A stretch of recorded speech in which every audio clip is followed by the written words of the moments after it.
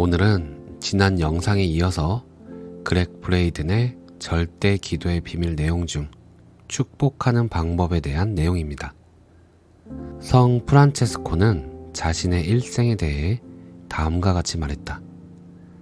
아름다운 것들 안에서 하나님을 사랑하기는 쉬웠다.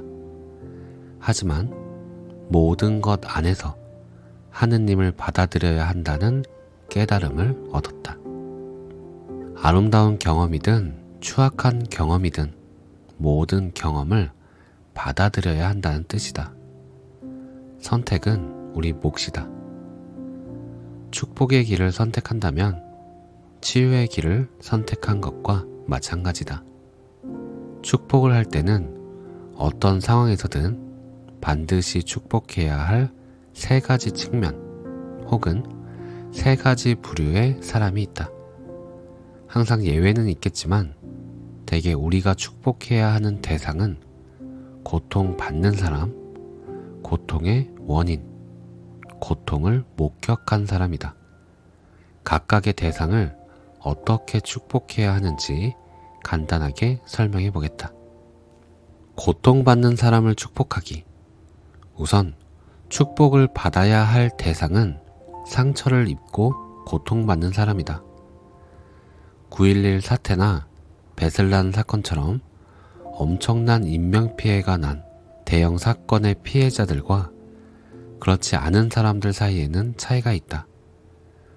그리고 사랑하는 사람이 약속을 깨거나 신의를 저버린 경우처럼 개인적으로 극심한 고통을 겪는 사람도 있다.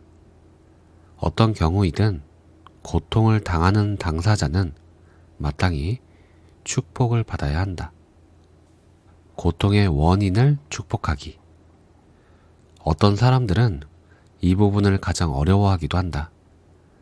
하지만 상처를 주고 고통을 유발하며 분신처럼 아끼는 것을 내게서 빼앗아간 사람이나 사물을 축복하는 전통 속에서 성장해서 고통의 원인을 축복하는 것이 제2의 천성으로 굳어진 사람도 있다. 이들처럼 축복을 생활 속에서 실천하면 커다란 힘을 얻을 수 있다. 가슴을 아프게 하는 사람이나 상처 주는 것들을 축복하는 힘을 마음 안에서 발견할 때 새롭게 태어날 수 있다. 그러면 옳고 그름을 초월하는 강인한 사람으로 거듭나고 오늘부터 나는 과거의 상처를 극복할 거야 라고 말하는 사람이 되는 것이다.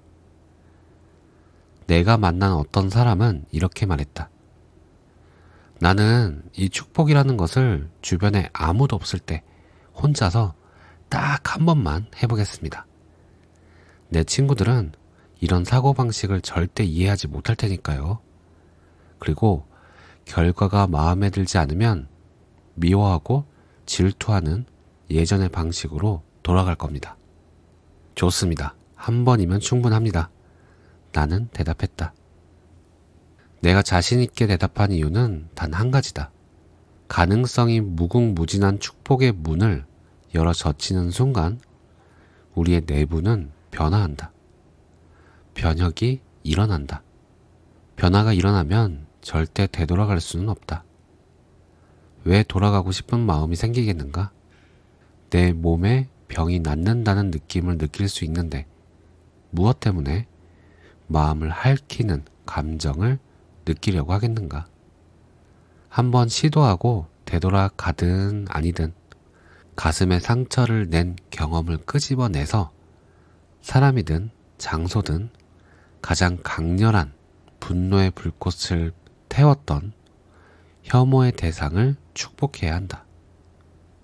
고통을 목격한 사람을 축복하기. 이것은 간과하기 쉬운 축복이다.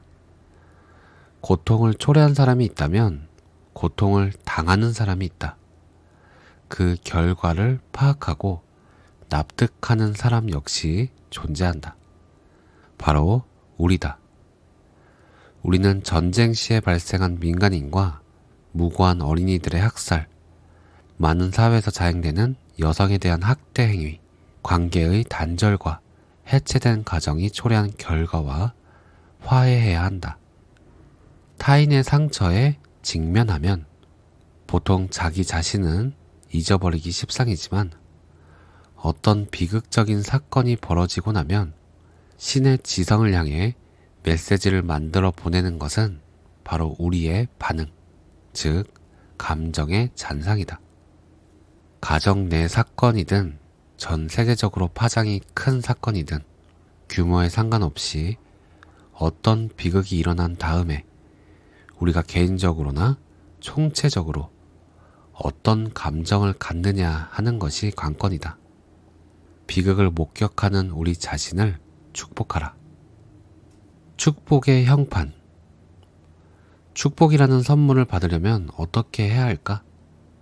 우선 아무에게도 방해받지 않는 은밀한 장소를 물색하라. 그러고 나서 아래의 문장을 소리내어 말하라. 먼저 고통을 당하고 있거나 고통을 당한 사람의 이름을 넣어서 이렇게 말한다. 나는 땡땡땡을 축복한다. 다음은 고통을 일으킨 사람이나 사물의 이름을 구체적으로 넣고 똑같이 말한다. 나는 땡땡땡을 축복한다. 마지막으로 나는 고통을 목격한 나를 축복한다. 내 개인적 경험에 따르면 위의 축복의 형판은 한두 번 한다고 해서 즉각 효과가 나타나는 것은 아니다. 그 이유는 다들 짐작하는 대로이다. 사람들은 이 험난한 세상에서 살아남기 위해 상처를 마음속 깊이 꽁꽁 가두어 두는 방법을 연마하며 살아왔다. 어찌나 자신의 감정을 감쪽같이 위장에서 파묻어 놓았던지 감추어둔 곳을 아예 잊어버리기까지 한다. 처음 몇 번 동안은 축복의 의식이 아무런 효과를 발휘하지 않더라도 실망하지 말기 바란다. 자기 자신을 방어하기 위해 스스로 쳐놓은 단단한 방어막을 뚫고 들어가려면 몇 번이고 반복해야 할지도 모르니까. 따라서 축복을 멈추지 말아야 한다. 소리내어 축복의 말을 하라. 다시 말하라. 자꾸 반복하라. 이름이든 단체든 사람이든 날짜든 고통을 안겨준 원인에 대한 것이면 무엇이든 구체적으로 말하라. 구체적일수록 당신의 몸이 기억하는 상처에 더 가까이 접근할 수 있다. 뱃속 깊숙한 곳에서 온기가 뻗어나와 몸에 열기가 도는 것이 느껴질 때까지 축복의 말을 계속 반복하라. 축복의 말을 계속하는 동안 온기가 몸 전체에 퍼져나갈 것이다. 눈물이 펑펑 쏟아져 나온다고 해도 놀라지 말기를.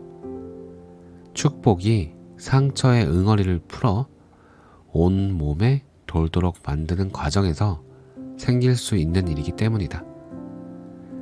축복의 의식이 끝났다는 느낌이 들면 세상이 달라 보일 것이다. 비록 상처를 준 대상은 그대로 존재하지만 상처를 어떻게 느끼느냐 하는 감정과 마음가짐은 바뀌었다. 이것이 바로 축복의 힘이다. 오늘 내용은 여기까지입니다. 나는 최근 경제적으로, 육체적으로, 정신적으로 힘든 시기를 겪고 있는 모든 사람들을 축복합니다. 나는 이런 상황을 만들었다고 생각되는 코로나 바이러스를 축복합니다. 나는 고통을 목격한 나를 축복합니다. 축복한다는 것이 힘들거나 하기 싫은 분들도 계실 겁니다. 반드시 해야만 한다는 이야기가 아니니 그냥 축복이라는 게 있구나 정도만 알고 계시면 좋겠습니다. 오늘도 감사합니다. 사랑합니다.